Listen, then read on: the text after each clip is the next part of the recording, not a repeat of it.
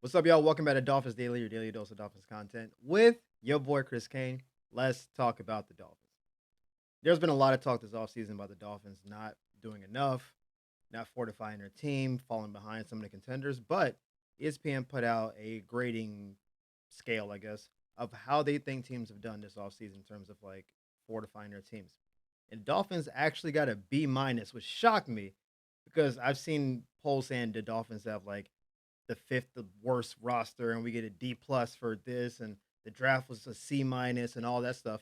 But somehow, the overall grade was a B minus, and the idea is that the Dolphins did a lot of things to address their needs, and maybe most specifically, they traded Jalen Ramsey as an open secret. Everybody knew we're trading Jalen. Hey, we're trying to get rid of him. He don't want to be here. We're getting rid of him. And typically, when you do that, you do not get good value back because we all know you're trying to get rid of a player. Totally makes sense, right? But we somehow turned Jalen into Minka Fitzpatrick, which helped one of our other defections with Von Holland. So it was like you turned a pick or a player that we knew you wanted to trade, and you had basically no leverage. You owed him money. He didn't want to be there. You didn't have a backup plan, and you turned that into an all-pro safety. That's pretty cool. James Daniels coming over at guard, awesome. Jonas Avenea coming in at the other guard, also very good. So and then Kenneth Grant at the D-tack position. So it's like we were not great in the trenches. You got two guys brought in, re-signed Eichenberg for whatever that's worth. Brought in a big time D tackle. Hopefully got healthy on the edges, which doesn't help this grade necessarily, but the defense should be better.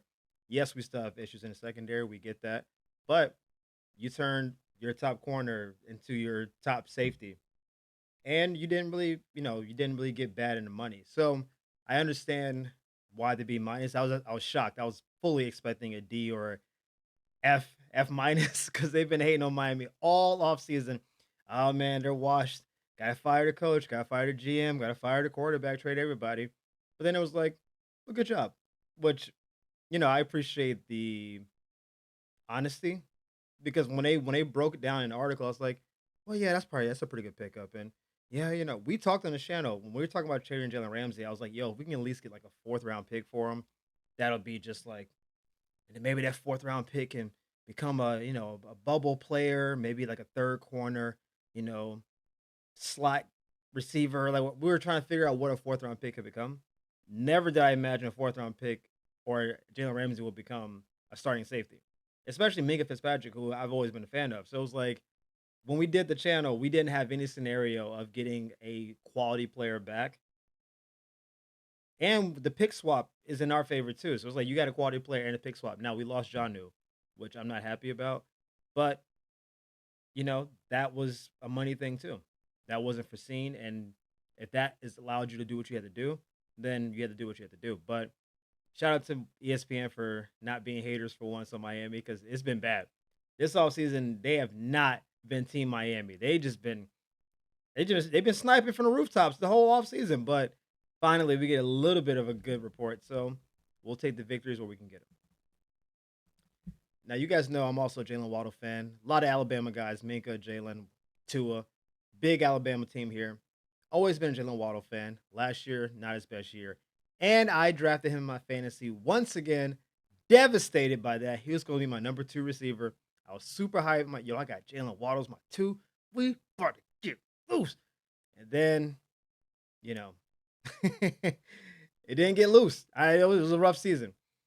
But what I assumed just watching the game, he never looked right to me the whole year. It always looked like he was not necessarily laboring, but he wasn't fully. And it's not an age thing. It's not his body hasn't been torn down too much. He just didn't seem right to me. Like his hip was off, his get up was messed up. I don't know if he changed his routine. He didn't gain or lose a lot of weight. He just didn't look right. Can't fully explain it, but he just didn't look right to me. But Jalen gave you his own opinion of how he played based on what he saw on tape. He said, after watching the film, definitely a lot of hand eye coordination. I feel like I'm trying to move without the ball too much. And just the simple things, just timing, getting smoother in and out of my routes, pretty much that. So, as someone who's had to study film, obviously for years and do all that stuff, there's a lot of nuance to running a good route. So when you see a receiver like a Devontae Adams is probably the king of this. Well, younger Devontae Adams was, where Devontae's top end speed is like I think a mid to high 4.5. He's not a burner by any stretch of imagination, and he's not even super short range like twitchy, but he does so many things with his setup, like where his shoulders are, where he jabs his foot, hand placement. Oh my god, just getting receivers off of you, body placement, where you put your hands. There's so many little elements in catching the ball, and because Jaylen Waddle and Tyreek are very speed dominant. A lot of their stuff is I got to get to this spot as soon as possible.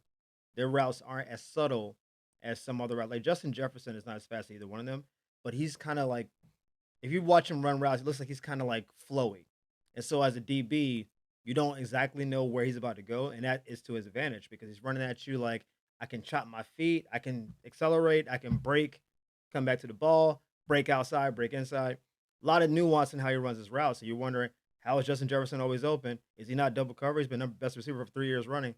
Yeah, because there's how he runs his routes, and we've also seen young receivers who aren't polished yet run right into DBs or when they're running like outside breaking routes, meaning they're like the left or right receiver, they run so close to the sideline that a DB just kind of like edges them toward the sideline.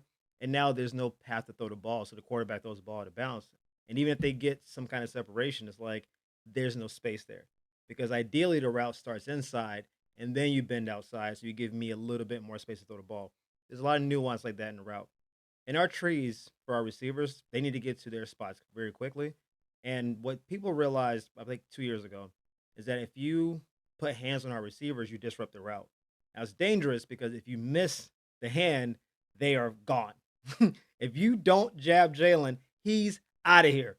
If you don't touch Tyreek, you might as well walk to the sideline and get you a Gatorade. That boy's out of here. He's chucking the deuces, and he's probably gonna do a backflip, maybe two, and maybe get a 15-yard penalty. That's kind of how he lives his life, right? But when you're not when you're not as precise as you should be, or if you get knocked off your route, or you're not as good with your hands, sometimes you get out of your break. And the way our offense is built, Tua throws the ball before they get open necessarily.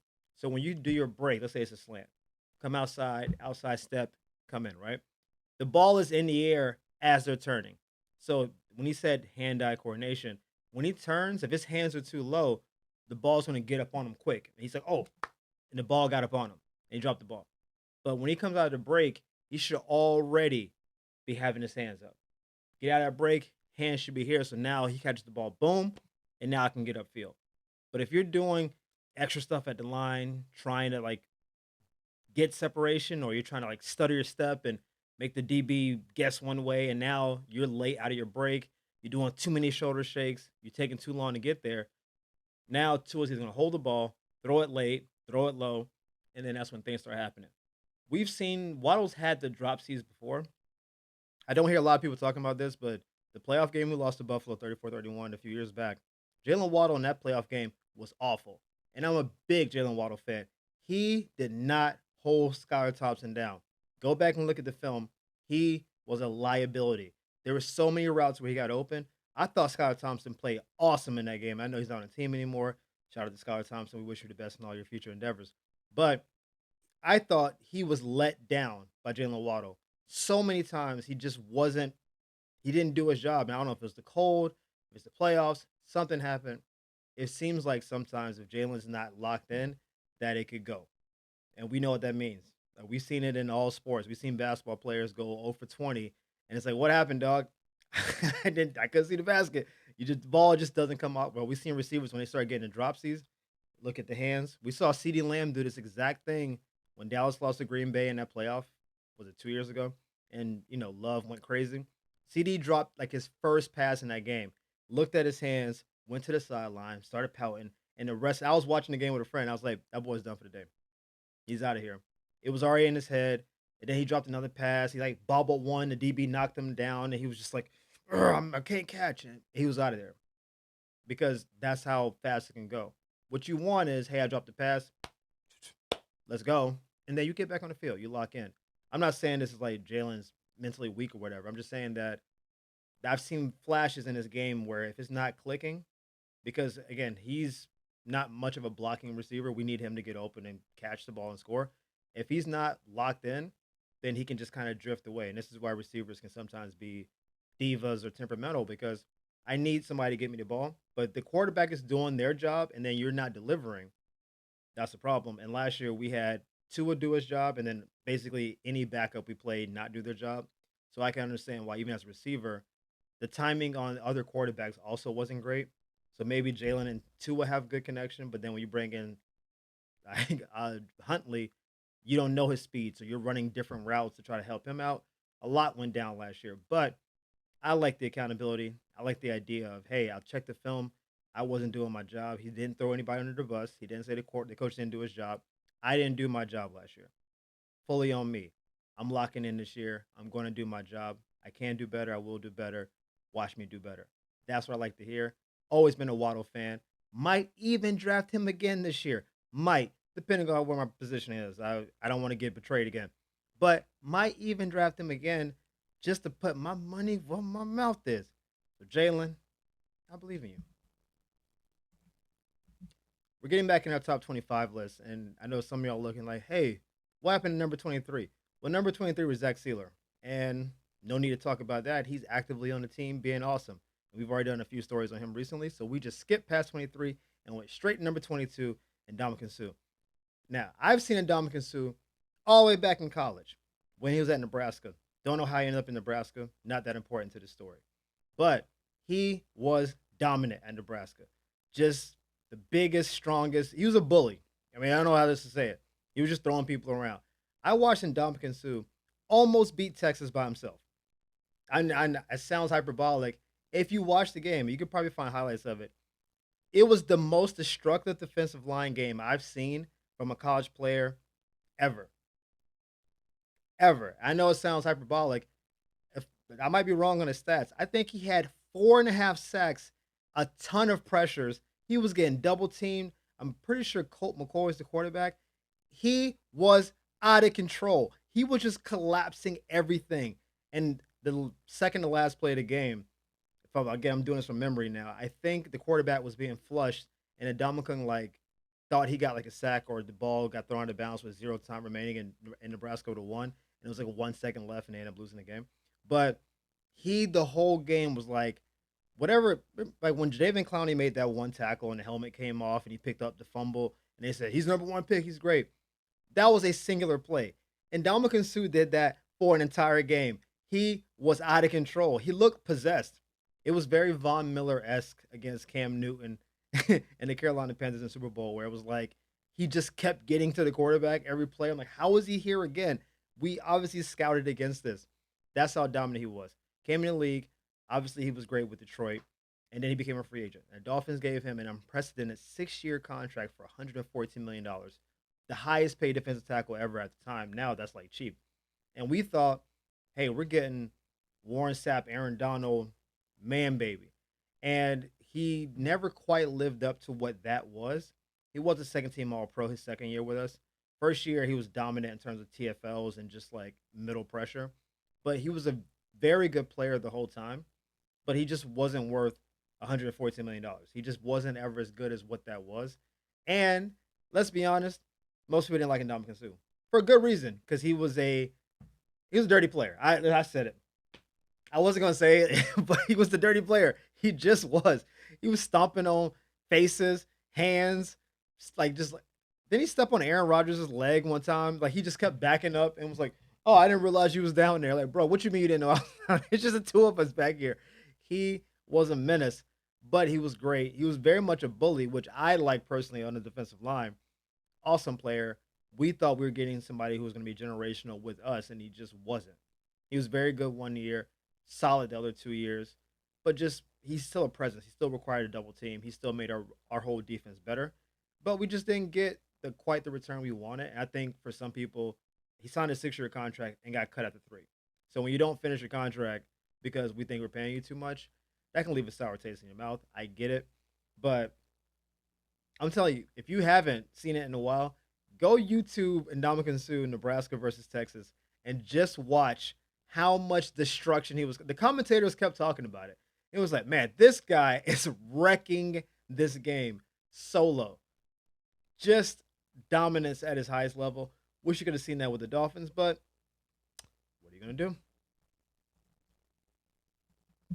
All right, finally, we're gonna get to a comment, maybe two. We're kind of going long on time right now, but I've seen this comment on Twitter, I've seen it on Instagram, I've seen it on TikTok. Why haven't the Dolphins made a move for Greg Newsome the second? Because apparently Cleveland is basically saying, "Hey, he's available and he's not that expensive. Like, you offer us maybe a fifth, he out of here. Like we're not Cleveland's more they're in a weird pocket of like rebuilding, but also paying a couple guys big money. I don't know what's going on there. I think Greg Newsome would be for sure a starter for us. I don't know if he's a number one corner. I think he's really a number two, but for us, he could be a number one. He's at the right age. I think he's very good against the run. He's okay against the pass. He doesn't get a ton of picks, but he's a solid professional pro player. I like a lot of the guys on Cleveland's defense in total. I just think the way they play defense is the way I like defense to be played. I think they all are almost all pretty good against attack against the run, and that's kind of because that's what the AFC North is about. Like Steelers have a lot of guys like this. Baltimore's got a lot of guys like this. Cincinnati had guys like that. I don't know what they're doing on defense right now because I don't think Shamar Stewart is signed yet, and Hendrickson, who knows? But I like what Greg Newsome could be for the team. I don't think it's a high value. What I believe the team is doing is still holding out for Rasul. I've already told you I think Asante. I think Daddy Warbucks like cut that whole situation off. But maybe Asante is still on the play because I think he's a great player. I mean, he will be awesome for the team. I think they want Rasul Douglas. That's what I believe in. They are doing whatever backdoor negotiations, whatever fine language, incentives, what have you, they have to do with that. And I don't see any team swooping in to scoop him right now. So I think Newsom might just be the second or even third option, maybe even fourth if you throw in a Stephon Gilmore. But given his age and given how he plays and given what I think he brings to the team, I think he should be an option. I don't think we need to just pick up one corner and be done. That's where I personally am. If we can do a situation where we get a Newsom and a Stephon Gilmore, if we get a Rasul Douglas, I'm a Stephon Gilmore guys. I'm gonna throw him in anything. If we get a Rasul Douglas and Stephon Gilmore, whatever, any combination of those two, and then Cater is gonna be your other corner, and then we can fold in Storm Doug, fold in Cam Smith. Those like we can start doing that. Then I think we start talking about the secondary being good. It won't be elite because there are teams like the Jets have great corners, the Broncos have great corners, like Baltimore does. Like there's teams that just they have better personnel. Fine. But right now people are like your secondary is a liability. I think you bring in a couple vets and then maybe during the course of the year some of the young guys knock them out. Like, hey, I'm here for it. If a young guy play, if BJ all of a sudden is just better than those guys, it's like, hey, we gotta get that young kid on the team. I'm fine with it. Start with the vets who I know how to play. And then if the young people emerge, awesome. The vets just play well, awesome too. 1 year deals, a little bit of money, and then we'll figure out after this year, we want to retain you, young people, draft, free agency. We don't know yet, but I think Newsom is in the equation. I just don't think he's a priority, and Cleveland doesn't seem to be like rushing to get rid of him. But if things fall through and Rasul signs with somebody else, if Asante goes to someone else, then I think he would be in consideration. I think we should go after two, but I'm not the GM. That's just me. But as always, guys, thank you for tuning in to Dolphins Daily. We appreciate the love and support. Thank y'all for the likes and subscribes. You've been crushing it in that department. We'll see you next time on Dolphins Daily. Peace.